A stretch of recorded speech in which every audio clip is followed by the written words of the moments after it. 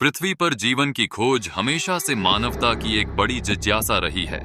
क्या हम अकेले हैं या अन्य जीवन रूप भी इस विशाल ब्रह्मांड में मौजूद हैं? हालिया शोध और कई रहस्यमय घटनाएं इस प्रश्न को उठाती हैं। पहली बात, कई वैज्ञानिक और शोधकर्ता इसे गंभीरता से ले रहे हैं। स्विस खगोल शास्त्री एक निश्चित तरह के संकेतों की खोज कर रहे हैं जो संभावित रूप से अन्य सभ्यताओं के संकेत हो सकते हैं।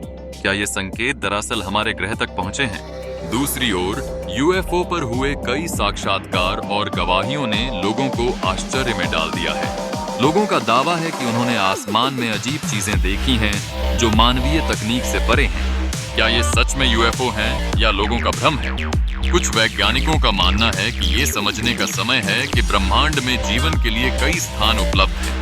एक ऐसी स्थिति में हम क्यों यह मान लें कि हम ही एकमात्र बुद्धिमान प्राणी हैं? इसके अलावा हमें यह भी याद रखना चाहिए कि क्या ऐसे संकेत कभी मिलते हैं, जैसे निवासी सिग्नल या रिसर्च से प्राप्त ठोस जानकारी।